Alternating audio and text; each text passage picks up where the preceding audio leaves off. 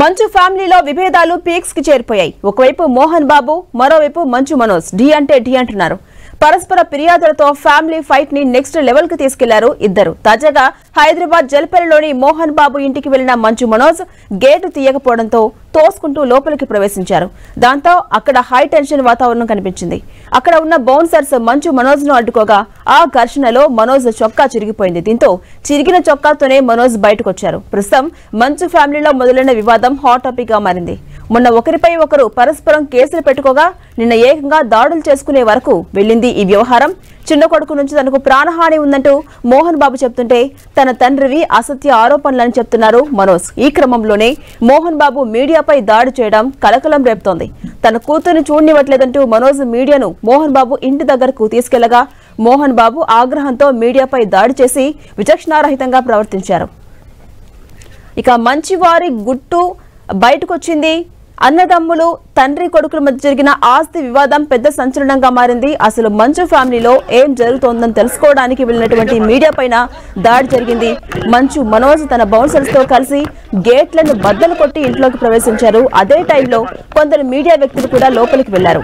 వెంటనే మోహన్ బాబు బయటకొచ్చి మీడియాపై స్వయంగా దాడి చేశారు. ఒకరి చేతిలో ఉన్న మైక్ లాక్కుని బుర్రలు పగిలేలా కొట్టారు. మనోజ్ తో పాటు లోపలికి వెళ్లిన మీడియా సిబ్బందిని బయటకు పంపించే క్రమంలో కొందరు కింద పడిపోయినా కూడా సెక్యూరిటీ సిబ్బంది పట్టించుకోకుండా దౌర్జన్యంగా వారిని బయటకు తోసేశారు. ఇక అందరి ముందే మోహన్ బాబు పరుష పదజాలంతో నోటుకొచ్చిన విధంగా మీడియా ప్రతినిధులను తిడుతూ దాడికి పాల్పడ్డారు. మోహన్ బాబు దాడిలో మీడియా ప్రతినిధి రంజిత్ కంటికి చెవికి మధ్య తీవ్రంగా గాయాలయ్యాయి.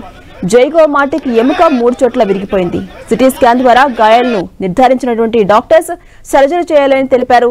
రంజిత్ కు ఆసుపత్రిలో చికిత్స కొనసాగుతోంది. మోహన్ బాబు ఇంటి దగ్గర ప్రస్తుతం జర్నలిస్టులు ధర్నా చేపట్టారు.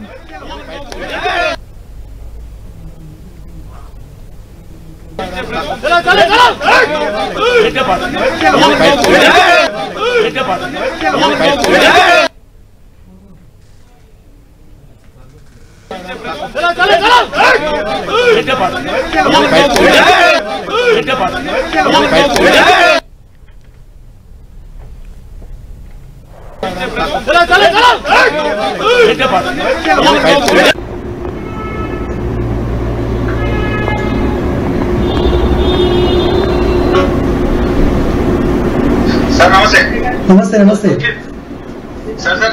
నమస్తే నేను డాక్టర్ సత్యం. హలో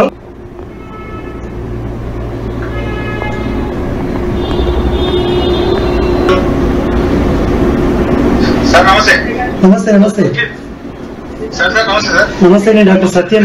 హలో జైగోమాటిక్ బోర్డు ఉంటుంది ఇక్కడ ఫేస్ లో. సో అది కొట్టడం వల్ల 3 చోట్ల ఫ్రాక్చర్ అనేది జైగోమాటిక్ ఆర్చ్ ఫ్రాక్చర్ అంటారు. కన్నుకు చెవుకు మధ్యలో దవడ ఎముక అంటారు.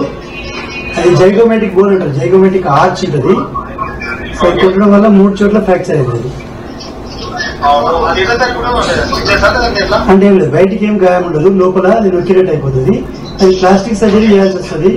అది అంటే ఒక రోజు ఆగి చేయాల్సి వస్తుంది. వాపు పెరుగుతుంది.